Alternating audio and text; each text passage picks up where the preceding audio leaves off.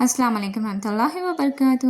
بہنوں اور بھائیوں، آج جو کہانی میں آپ کو سنانے جا رہی ہوں، یہ صرف ایک کہانی نہیں ہے، یہ میری زندگی کا وہ سچ ہے جسے میں کبھی بھول نہیں سکتی۔ ایک ایسا وقت جب لگتا تھا کہ میرے ہر طرف دیواریں کھڑی ہو گئی ہیں اور ان دیواروں میں کوئی دروازہ نہیں ہے۔ ہم سب کی زندگی میں ایک ایسا دور آتا ہے جب ہم سب کچھ ہارنے لگتے ہیں۔ میرے ساتھ بھی ایسا ہی ہوا۔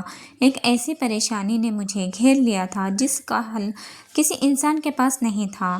میں دن بھر لوگوں کے سامنے ہنستی تھی مگر گھر والوں کے سامنے نارمل رہتی تھی، کیونکہ میں نہیں چاہتی تھی کہ میری وجہ سے کوئی اور پریشان ہو۔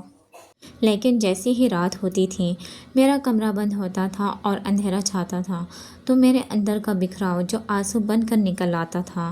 میں گھنٹوں سوتی نہیں تھی، صرف چھت کو دیکھتی رہتی تھی اور سوچتی تھی، یا اللہ، کیا میری زندگی ایسی ہی رہے گی؟ کیا میری مشکل کبھی آسان نہیں ہوگی؟ میں ہر وقت دنیا کے اسباب ڈھونڈتی تھی، لوگوں کے آگے ہاتھ پھیلا رہی تھی، مدد مانگ رہی تھی، مگر جہاں سے امید ہوتی وہاں سے مایوسی ملتی۔ لوگ صرف سنتے ہیں، افسوس کرتے ہیں، لیکن آپ کا درد کوئی بانٹ نہیں سکتا۔ میں بالکل اکیلی ہو چکی تھی اور لگتا تھا کہ اب میری کہانی ختم ہو گئی۔ پھر آئی وہ رات جس نے میری پوری دنیا کو بدل رکھ دیا تھا۔ ہمیشہ کی طرح میں اس رات بھی رو رو کر تھک چکی تھی اور اچانک میری آنکھ کھلی۔ میں نے کلاک کی طرف دیکھا، رات کے ٹھیک 3 بج رہے تھے۔ ہر طرف ایسے خاموشی تھی جو ڈراؤنی نہیں بلکہ بہت سکون بھری تھی۔ ایسا لگ رہا تھا جیسے پوری دنیا کو سلا دیا گیا ہے تاکہ میرے اور میرے رب کے بیچ نہ آئے۔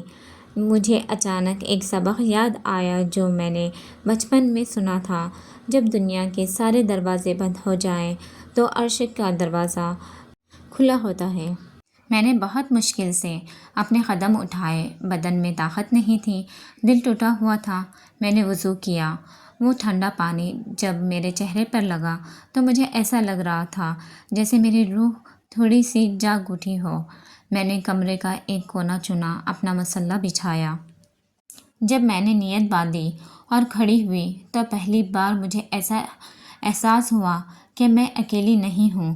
میں نے جب پہلا سجدہ کیا، دوستوں، میں آپ کو لفظوں میں نہیں بتا سکتی کہ اس سجدے میں کیا سکون تھا۔ میں زمین پر تھی لیکن میرا دل عرش کے مالک کے سامنے تھا۔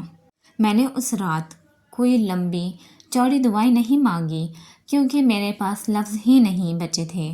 میں بس سجدے میں سر رکھ کر رو رہی اور روتی رہی۔ مجھے بس اتنا کہنا آیا، یا اللہ، میں تھک گئی ہوں، میں ہار گئی ہوں، اب تو سنبھال لے۔ اس پہلی رات کے بعد میری زندگی میں ایک عجیب سی تبدیلی آئی۔ میرا مسئلہ اگلے ہی دن حل نہیں ہوا تھا، لیکن میرے دل کو جو سکون ملا تھا وہ سبق تھا میرے لیے۔ اب مجھے رات کا انتظار رہنے لگا۔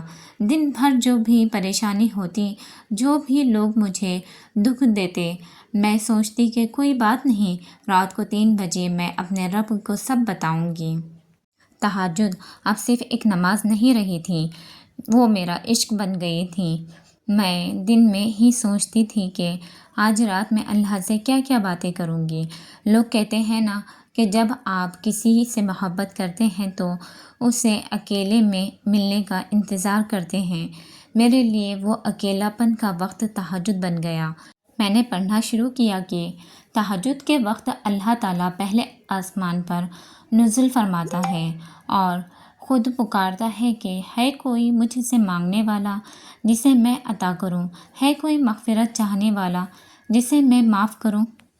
آپ گمان کیجئے، پوری دنیا کا مالک جو بادشاہوں کا بادشاہ ہے، وہ صرف رات کے اس پہر میں صرف ہمارے لیے آتا ہے اور ہم سو رہے ہوتے ہیں۔ یہ سوچ کر میری آنکھوں میں آنسو آ گئے اور میں نے طے کیا کہ میں اب یہ پہر کبھی نہیں چھوڑوں گی۔ اور پھر شروع ہوا میری زندگی کا وہ معجزہ، میریکل، جس کی وجہ سے آج میں یہ ویڈیو بنا رہی ہوں۔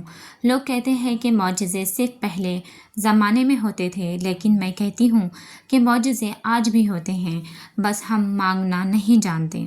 ہفتے گزرے، کچھ مہینے گزرے اور اچانک میری زندگی کے بند راستے کھلنا شروع ہوئے۔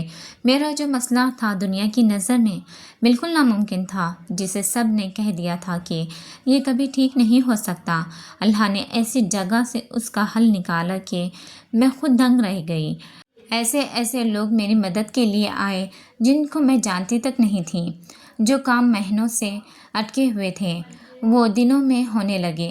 مجھے ایسا لگتا تھا جیسے کوئی غیبی طاقت ہے جو میرے آگے سے ہر مشکل کو ہٹائی جا رہی ہے۔ لوگ مجھ سے پوچھتے تھے کہ تمہارا یہ کام کیسے ہوا، تم نے کس سے سفارش کروائی؟